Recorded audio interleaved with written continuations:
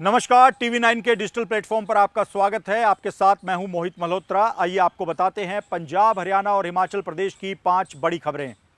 पंजाब के तरन तारण की रहने वाली 24 साल की किरणदीप कौर की इंग्लैंड में चाकू मारकर हत्या कर दी गई। किरणदीप कौर पर चाकू से 4 से 5 बार वार किए गए और घटना के बाद किरणदीप की मौके पर ही मौत हो गई।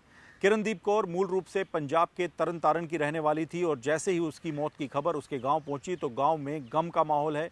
परिवार जो लगातार ये सपने देख रहा था कि किरणदीप कौर जल्द ही इंग्लैंड में सेटल हो जाएगी और परिवार जिसने उधार के पैसे लेकर किरणदीप कौर को पढ़ाई करने के लिए और सेटल होने के लिए इंग्लैंड भेजा था, उस परिवार के सपने पूरे होंगे। परिवार को आर्थिक मदद किरणदीप कर पाएगी। उनके सपने भी इस घटना के बाद टूट चुके हैं। बताया जा रहा है कि घटना रविवार की सुबह की है। किरणदीप कौर अपने घर के एक कमरे में सो रही थी, तभी एक अज्ञात हमलावर घर में घुसा और इस दौरान अज्ञात हमलावर ने पहले किरणदीप कौर के साथ मारपीट की और उसके बाद चाकू निकालकर उस पर ताबड़तोड़ 4 से 5 बार वार किए, जिसके बाद किरणदीप की मौके पर ही मौत हो गई। इस पूरी घटना की सूचना मिलते ही इंग्लैंड की स्थानीय पुलिस मौके पर पहुंची और शव को कब्जे में लेकर पोस्टमार्टम करवाया गया है और हत्या का मामला भी दर्ज कर लिया गया। इस घटना के बाद जो आरोपी है उसे गिरफ्तार कर लिया गया है। ये मामला नस्लीय भेदभाव से जुड़ा भी हो सकता है, क्योंकि इससे पहले भी इंग्लैंड में कई ऐसे मामले सामने आए हैं जहां पर जो प्रवासी भारतीय हैं उन पर इसी तरह से जानलेवा हमले हुए हैं। तो नस्लीय भेदभाव से जोड़कर भी इस मामले की तफ्तीश लगातार की जा रही है और पुलिस को ये भी आशंका है कि जिस हमलावर ने हमला किया है वो एक सनकी हत्यारा था और एक सनक के चलते उसने इस हत्याकांड को अंजाम दिया है। इस एंगल पर भी लगातार तफ्तीश हो रही है। हालांकि किरणदीप कौर के पिता और माता ने भारत सरकार और विदेश मंत्रालय से गुहार लगाई है कि किरणदीप कौर का शव जल्द से जल्द तरन तारण के उसके गांव में लाया जाए, जहां पर परिवार अंतिम संस्कार कर सके। परिवार का कहना है कि पहले से ही वो किरणदीप कौर की पढ़ाई पर काफ़ी खर्चा कर चुके हैं, काफ़ी उधार ले चुके हैं। ऐसे में अब उसका शव लाने के लिए उन्हें भारत सरकार से मदद की गुहार है। फिलहाल ये पूरा मामला लगातार सामने आने के बाद जो तरन तारण का किरणदीप कौर का गांव है वहां पर भी गम का माहौल है। किरणदीप के भाई गुरविंदर सिंह ने बताया है कि एक ब्रिटिश युवक ने पहले किसी दूसरे व्यक्ति से झगड़ा किया था, उस पर भी चाकू से हमला किया और उसके बाद वो किरणदीप के घर में घुस गया। ऐसा लगता है कि वो छिपने के इरादे से घुसा था, लेकिन जब किरणदीप कौर ने विरोध किया तो उसने चाकू से किरणदीप कौर को ही मौत के घाट उतार दिया। फिलहाल इस मामले में इंग्लैंड की पुलिस की तरफ से भी कुछ जानकारी शेयर की गई है। बताया गया है कि आरोपी का नाम डेनियल सीन जेम्स है, जो कि 44 साल का है और उसने ही किरणदीप कौर की हत्या की है। धारदार हथियार रखने और हत्या के आरोप में आरोपी को गिरफ्तार कर लिया गया है। हत्यारा लंदन के ऑक्सब्रिज रोड स्थित किरणदीप के घर में घुसा था और उसने पहले 20 वर्षीय युवक को भी घायल किया था। तो क्या ये कोई सनकी हत्यारा था जिसने सनक के चलते किरणदीप पर हमला किया, या फिर ये पूरा का पूरा जो मामला है वो नस्लीय भेदभाव से जुड़ा हो सकता है? इस एंगल पर भी लगातार तफ्तीश की जा रही है। फिलहाल किरणदीप, जो कि इंग्लैंड में पढ़ाई पूरी करने के बाद अब वर्क परमिट पर काम कर रही थी, अपने परिवार के सपने पूरा करना चाहती थी, उसके सपने, परिवार के सपने सब टूट गए हैं और एक सनकी हत्यारे ने भारत से गई एक लड़की की हत्या कर दी है। फिलहाल जो किरणदीप कौर सेटल होने का लगातार प्रयास कर रही थी, इंग्लैंड में बसना चाहती थी, उसकी मौत की खबर आने के बाद पंजाब के तरन तारण में, उसके गांव और पूरे पंजाब में गम का माहौल लगातार बना हुआ है। पंजाब कांग्रेस में जारी अंतर्कलह को दिल्ली आलाकमान के द्वारा ही सुलझाया जाएगा। पूरा झगड़ा अब दिल्ली पहुंच चुका है। दिल्ली में पंजाब कांग्रेस के तमाम बड़े नेता भी पहुंच गए हैं और लगातार कांग्रेस आलाकमान और खासतौर पर राहुल गांधी से मिलने का प्रयास कर रहे हैं। इसी बीच मंगलवार को कांग्रेस के राष्ट्रीय अध्यक्ष मल्लिकार्जुन खड़गे और राहुल गांधी के बीच में पंजाब के मुद्दों को लेकर बड़ी बैठक हुई है। इस बैठक में विचार किया गया कि पंजाब कांग्रेस में जो नेताओं के बीच अंतर्कलह जारी है उसे कैसे सुलझाया जाएगा। इसी बीच खबर यह भी है कि पंजाब कांग्रेस के तमाम बड़े नेता, जिसमें चरणजीत सिंह चन्नी, अमरिंदर सिंह राजा वड़िंग और अन्य कई और नेता हैं, वो दिल्ली पहुंच चुके हैं और लगातार कांग्रेस आलाकमान और खासतौर पर राहुल गांधी से मिलने का प्रयास कर रहे हैं। इसी बीच कांग्रेस आलाकमान ने पंजाब विधानसभा में कांग्रेस के नेता विपक्ष और सीनियर कांग्रेस नेता प्रताप सिंह बाजवा को भी दिल्ली में तलब कर लिया है। प्रताप सिंह बाजवा की केसी वेणुगोपाल के साथ बैठक हुई है। हालांकि एक खबर यह भी बीच में आई थी कि कांग्रेस आलाकमान प्रदेश अध्यक्ष पद से अमरिंदर सिंह राजा वड़िंग का इस्तीफा ले सकता है, लेकिन इस खबर को भूपेश बघेल ने खारिज कर दिया। उन्होंने कहा कि नेतृत्व बदलना गुड्डा गुड्डी का खेल नहीं है। ऐसे में एक बार फिर से ये साफ हो गया कि प्रदेश कांग्रेस अध्यक्ष पद की कुर्सी पर अमरिंदर सिंह राजा वड़िंग बने रहेंगे। चरणजीत सिंह चन्नी भी पूरे मामले को लेकर खामोश हैं और सूत्रों से जानकारी मिली है कि वो भी दिल्ली पहुंचे हुए हैं और दिल्ली में उसी तरह का शक्ति प्रदर्शन कर सकते हैं जैसा उन्होंने पिछले शनिवार को पंजाब कांग्रेस प्रभारी भूपेश बघेल के सामने किया था। बताया जा रहा है कि चन्नी के समर्थन में जो नेता हैं वो दिल्ली जा सकते हैं और दिल्ली जाकर कांग्रेस आलाकमान और राहुल गांधी से मिलकर चरणजीत सिंह चन्नी के पक्ष में खड़े हो सकते हैं। भूपेश बघेल के आगे भी 3 सांसद, 9 एमएलए और चुनाव हारे और जीते 92 नेताओं की परेड चरणजीत सिंह चन्नी करवा चुके हैं। तो अब ये पूरा विवाद कांग्रेस आलाकमान के पास पहुंच चुका है। भूपेश बघेल को भी दिल्ली बुला लिया गया है। भूपेश बघेल ने एक बार फिर से साफ किया है कि नेतृत्व बदलना गुड्डा गुड्डी का खेल नहीं है। इससे पहले चंडीगढ़ में भी वो मीडिया के सवालों का यही जवाब देकर गए थे कि अध्यक्ष को बदलना गुड्डा गुड्डी का खेल नहीं है, कि कोई नेता दबाव बनाएगा और उसके दबाव में कांग्रेस आलाकमान झुक जाएगा और अध्यक्ष को बदल दिया जाएगा। तो अब कांग्रेस आलाकमान के कड़े तेवर बरकरार हैं। वहीं दूसरी ओर चरणजीत सिंह चन्नी भी झुकने के मूड में नहीं हैं। वो शक्ति प्रदर्शन जो कि चंडीगढ़ में वो करके दिखा चुके हैं, अब दिल्ली में भी ऐसा ही कुछ करने की तैयारी है। तो कैसे ये विवाद सुलझेगा ये आने वाले दिनों में पता लगेगा। लेकिन कांग्रेस के लिए एक बड़ा चिंता का ये मुद्दा बना हुआ है। कुछ ही महीने के बाद पंजाब विधानसभा चुनाव है। ऐसे में कांग्रेस चाहती है कि एकजुट होकर इन चुनावों में उतरा जाए, लेकिन उससे पहले इस अंतर कलह को खत्म करना एक बड़ा सवाल कांग्रेस के लिए बन चुका है। फिलहाल राहुल गांधी और मल्लिकार्जुन खड़गे, केसी वेणुगोपाल जैसे कांग्रेस आलाकमान के सीनियर नेता इस विवाद को सुलझाने में लगे हैं। आने वाले दिनों में ही पता लगेगा कि पूरा विवाद कैसे सुलझता है और इस पूरी लड़ाई में किसकी जीत होती है और किसकी हार होती है, और क्या अमरिंदर सिंह राजा वड़िंग अध्यक्ष पद पर बने रहेंगे, क्या वही पंजाब कांग्रेस के अध्यक्ष रहेंगे जब कांग्रेस चुनाव में उतरेगी। इन सभी सवालों के जवाब भी आने वाले दिनों में ही मिल पाएंगे। पाकिस्तान की ओर से लगातार पंजाब में अशांति फैलाने का प्रयास किया जा रहा है और इसी प्रयास को सफल बनाने के लिए लगातार हथियारों और ड्रग्स की सप्लाई पंजाब में की जा रही है। पिछले 72 घंटे के अंदर पंजाब पुलिस ने अलग अलग ऐसे मॉड्यूल का खुलासा किया है जो कि लगातार पंजाब में पाकिस्तान की तरफ से भेजे गए हथियारों की डिलीवरी कर रहे थे। ये अवैध हथियार पाकिस्तान की ओर से सीमा पार करवाकर भारत में भेजे गए थे और पंजाब में अलग अलग घटनाओं के लिए इन अवैध हथियारों का इस्तेमाल किया जाना था। बड़ी बात यह है कि ई कॉमर्स वेबसाइट और ऐप्स के नाम का इस्तेमाल करके कुछ डिलीवरी बॉय इन हथियारों की डिलीवरी कर रहे थे। जो जानकारी मिली है उसके मुताबिक पंजाब पुलिस ने पिछले 72 घंटे में सीमा पार से पाकिस्तान स्थित हैंडलर्स के द्वारा संचालित हथियार और विस्फोटक भेजे जाने के मॉड्यूल्स का पर्दाफाश किया है। अमृतसर ग्रामीण पुलिस ने 3 लोगों को गिरफ्तार किया है जिनके पास से एक हैंड ग्रेनेड, एक AK-47 राइफल और अत्याधुनिक हथियार बरामद किए गए हैं। वहीं फाजिल्का पुलिस ने भी 2 आरोपियों को पकड़ा है जिनके पास से 18 पिस्तौल, 42 मैगजीन और भारी मात्रा में कारतूस बरामद किए गए हैं।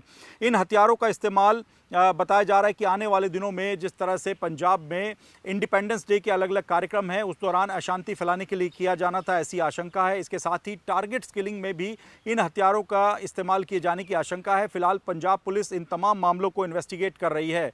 बड़ी खबर पटियाला से भी सामने आई है जहां पर ई कॉमर्स कंपनी फ्लिपकार्ट के नाम से कुछ डिलीवरी बॉय टी-शर्ट पहनते थे और इस डिलीवरी ऐप की आड़ में हथियारों की डिलीवरी किया करते थे। इस गिरोह के 4 सदस्यों को पटियाला पुलिस ने गिरफ्तार किया है। ये लोग फ्लिपकार्ट और अन्य जो डिलीवरी ऐप्स हैं उनकी यूनिफॉर्म पहनकर हथियारों की सप्लाई करते थे। ये आरोपी मध्य प्रदेश से सस्ते अवैध हथियार लाकर पंजाब के गैंगस्टर्स को ऊंचे दामों में बेचते थे। इसके अलावा पाकिस्तान की ओर से जो अवैध पिस्टल्स भेजी जाती हैं उनका भी ये डिलीवरी करने का काम किया करते थे। फ्लिपकार्ट जैसे ई कॉमर्स वेबसाइटों के जो बॉक्स होते हैं उनके अंदर हथियारों को पैक किया जाता था ताकि अगर किसी सिक्योरिटी नाके पर पुलिस इनकी चेकिंग करे तो पुलिस को लगे कि ये किसी सामान्य सामान की डिलीवरी करने जा रहे हैं। इनके जो बॉक्सेस हैं उनके अंदर हथियार नहीं है। इसी वजह से पुलिस की आंखों में धूल झोंकने के लिए लोग फ्लिपकार्ट और जो अन्य डिलीवरी ऐप्स और कंपनियां हैं उनके नाम का इस्तेमाल किया करते थे। पुलिस ने इन चारों आरोपियों के पास से 15 अवैध पिस्टल और 30 कारतूस बरामद किए हैं और ये गिरोह जेल में बंद गैंगस्टर सोनू खत्री से जुड़ा हुआ था, ऐसी जानकारी मिल रही है। इसके साथ ही अगर हम बुधवार के अपडेट की बात करें तो बुधवार को अमृतसर में पुलिस ने एक बड़ी कार्रवाई करते हुए सीमा पार से भेजे गए हथियारों के एक रैकेट का खुलासा किया है। एक हैंड ग्रेनेड और एक 9mm की ग्लॉक पिस्टल और 4 जिंदा कारतूस बरामद किए गए हैं। पुलिस को लगता है कि इन हथियारों और हैंड ग्रेनेड का इस्तेमाल किसी टारगेट किलिंग या किसी भीड़ भाड़ वाली जगह पर हमला करने के लिए किया जाना था। इससे पहले भी हमने देखा है कि पाकिस्तान की तरफ से जो हैंड ग्रेनेड भारत में भेजे जाते हैं उनका इस्तेमाल करके जो पंजाब की सीमावर्ती इलाकों की पुलिस चौकियां हैं, पुलिस थाने हैं, उन पर हमले किए जाते हैं। तो फिलहाल पिछले 72 घंटे के अंदर अलग अलग जो मॉड्यूल्स हैं उनका पर्दाफाश किया गया है पंजाब पुलिस के द्वारा। इनमें AK-47, hand grenade, machine gun, ऐसे अत्याधुनिक हथियार हैं जिनको बरामद किया गया है। और कई बड़ी ऐसी वारदात जो कि आतंकी और गैंगस्टर्स के जो नेक्सस हैं वो मिलकर करने का प्रयास कर रहे थे, उनको होने से पहले ही रोक दिया गया है। हालांकि इन तमाम जो नेक्सस हैं, जो तमाम मॉड्यूल्स हैं, इनके पीछे पुलिस को यह आशंका है कि ये सारे हथियार सीमा पार से पाकिस्तान के द्वारा भेजे गए थे ताकि पंजाब में अशांति का माहौल बनाया जा सके। हरियाणा के गुरुग्राम के सेक्टर 29 में स्थित किंगडम ऑफ ड्रीम्स में बुधवार की दोपहर को भीषण आग लग गई। आग इतनी जोरदार थी कि मौके पर फायर ब्रिगेड की कई गाड़ियों को भेजना पड़ा और कड़ी मशक्कत के बाद आग पर काबू पाया जा सका। किंगडम ऑफ ड्रीम्स फिलहाल बंद पड़ा है, लेकिन एक वक्त ऐसा भी था जब किंगडम ऑफ ड्रीम्स को गुरुग्राम की शान के तौर पर पहचाना जाता था।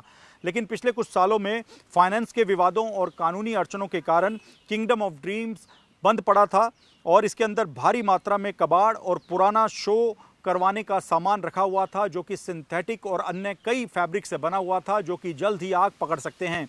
बुधवार को जब आग लगी तो आग इसी मलबे में फैली और देखते ही देखते आग ने काफ़ी भयंकर रूप ले लिया। कई किलोमीटर दूर तक आग की लपटें और धुआं दिखाई दे रहा था। आग काफ़ी तेज़ी से भड़की, जिसके बाद स्थानीय पुलिस और फायर ब्रिगेड की टीम मौके पर पहुंची और कड़ी मशक्कत के बाद आग पर काबू पाया जा सका। अगर हम किंगडम ऑफ ड्रीम्स के बारे में आपको बताएं तो ये भारत का पहला लाइव एंटरटेनमेंट थिएटर और मनोरंजन का डेस्टिनेशन था, जो कि हरियाणा के गुरुग्राम के सेक्टर 29 में बनाया गया था। साल 2010 में लगभग 200 करोड़ रुपए की लागत से इस भव्य परिसर को बनाया गया था और इसका उद्देश्य भारतीय संस्कृति, कला, शिल्प और व्यंजनों को आधुनिक तकनीक के साथ दुनिया के सामने पेश करना था। किंगडम ऑफ ड्रीम्स को प्रमोट करने के लिए उस वक्त शाहरुख खान को इसका ब्रांड एम्बेसडर भी बनाया गया था। ये 6 एकड़ में फैला एक ऐसा आधुनिक सांस्कृतिक केंद्र था जहां लोगों को एक ही छत के नीचे हॉलीवुड और बॉलीवुड स्टाइल के भव्य म्यूजिकल नाइट्स, नाटक, पारंपरिक शिल्प और भारत के अलग अलग राज्यों के खाने का स्वाद भी मिलता था। लेकिन जैसा मैं आपको बता रहा था कि कुछ साल पहले फाइनेंस से जुड़े विवादों और कानूनी अड़चनों के कारण किंगडम ऑफ ड्रीम्स को बंद कर दिया गया था। उसके बाद से ये बंद पड़ा था। यहाँ पर काफ़ी ऐसा सामान था जो कि सिंथेटिक से बना हुआ था। यहाँ अलग अलग जो शो होते थे उसके सेट बनाए जाते थे जो कि सिंथेटिक और ऐसे फैब्रिक से बने होते थे जो कि जल्द ही आग पकड़ सकते हैं। और यही यहाँ पर कबाड़ और मलबा भरा हुआ था जिसके अंदर आग लग गई। एक अच्छी बात ये रही कि इस पूरी घटना के अंदर किंगडम ऑफ ड्रीम्स जो कि बंद पड़ा था वहाँ पर तो काफ़ी नुकसान हुआ है। वो पूरा जो 6 एकड़ में फैला सांस्कृतिक केंद्र है उसका काफ़ी हिस्सा जलकर राख हो गया है। लेकिन किसी भी व्यक्ति को इस घटना में ना तो चोट आई है और ना ही कोई हताहत हुआ है। यही इस पूरी घटना में राहत की खबर है। लेकिन वो किंगडम ऑफ ड्रीम्स जिसे एक वक्त में गुरुग्राम की पहचान के तौर पर जाना जाता था और पिछले कई सालों से ये बंद पड़ा था, वो फिलहाल जलकर राख हो चुका है। हिमाचल प्रदेश पुलिस का band harmony of the pines आपको जरूर याद होगा। ये बैंड सोशल मीडिया पर काफ़ी पॉपुलर है। इसके अलावा देश के तमाम बड़े चैनल्स पर जो रियलिटी शो होते हैं, टैलेंट हंट के कार्यक्रम होते हैं, उनके अंदर भी इस बैंड के द्वारा अपनी प्रस्तुतियां दी गई हैं जिन्हें काफ़ी पसंद भी किया गया है। लेकिन इस बैंड का नाम अब एक विवाद से जुड़ गया है। ये विवाद है बैंड के संचालक इंस्पेक्टर विजय कुमार के सस्पेंशन को लेकर।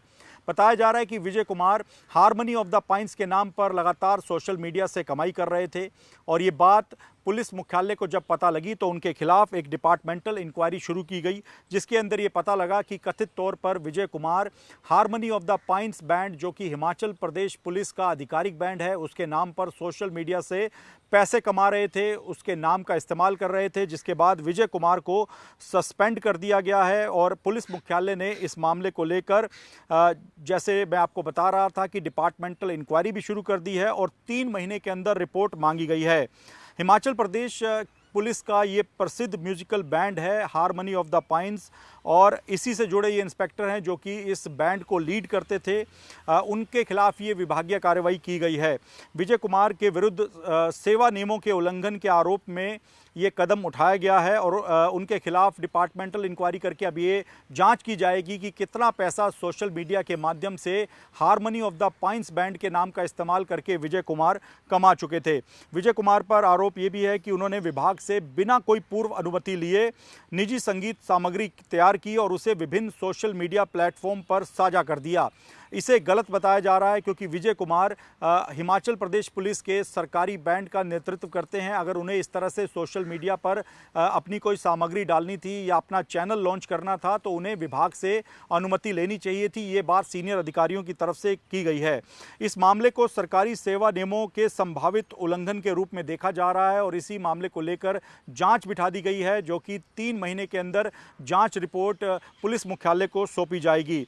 पुलिस मुख्यालय ने इस मामले की गंभीरता को देखते हुए तत्काल जांच के आदेश दिए हैं और जांच का उद्देश्य ये स्पष्ट करना है कि क्या संबंधित अधिकारी ने सरकारी सेवा के दौरान बिना किसी स्वीकृति के निजी व्यावसायिक गतिविधियों में भाग लिया और क्या इससे विभागीय आचरण नियमों का उल्लंघन हुआ है।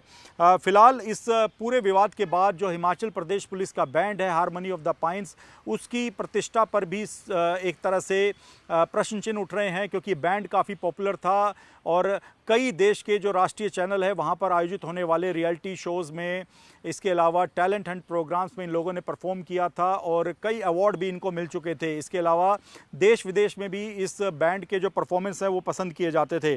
फिलहाल इस पूरे मामले को लेकर डीजीपी कार्यालय ने प्रथम दृष्टया ये पाया है कि ये आचरण पंजाब पुलिस रूल्स के नियम 14.33 तथा हिमाचल प्रदेश पुलिस अधिनियम 2007 की धारा 86 और 87 का उल्लंघन है। आदेश में इसे अनुशासनहीनता और घोर दुराचार मिसकंडक्ट माना गया है और एक अनुशासित पुलिस बल के सदस्य के अपेक्षित आचरण के विपरीत भी इसे माना गया है। फिलहाल जांच बिठा दी गई है और उसके बाद ही पता लगेगा कि इंस्पेक्टर विजय कुमार के सस्पेंशन पर आखिरकार हिमाचल प्रदेश पुलिस के आला अधिकारी डीजीपी क्या फैसला लेते हैं। लेकिन जिस तरह से विजय कुमार ने इस बैंड की आड़ में खुद को ही एक तरह से आगे बढ़ाना शुरू कर दिया था, खुद को ही प्रमोट करना शुरू कर दिया था, इसी को लेकर प्रश्न चिन्ह लग रहे हैं क्योंकि वो सरकारी नौकरी में थे, सरकारी बैंड का नेतृत्व कर रहे थे। ऐसे में उस बैंड की आड़ में किस आधार पर उन्होंने किसकी अनुमति से अपने प्राइवेट सोशल मीडिया चैनल बना लिए थे और उस पर खुद की सामग्री को प्रमोट कर रहे थे, इसको लेकर लगातार सवाल उठ रहे हैं। फिलहाल हिमाचल प्रदेश पुलिस ने इस मामले में जांच बिठा दी है जो कि 3 महीने में अपनी रिपोर्ट हिमाचल के डीजीपी और अन्य सीनियर अधिकारियों को सौंपेगी। उसके बाद ही पता लग पाएगा कि इस पूरे मामले में आगे क्या कार्रवाई होती है। हालांकि हिमाचल प्रदेश के पुलिस के आला अधिकारियों का कहना है कि किसी भी हाल में बैंड के जो परफॉर्मेंस हैं उसको रोका नहीं जाएगा और अन्य किसी सीनियर अधिकारी को इस बैंड की कमान जल्द ही सौंप दी जाएगी।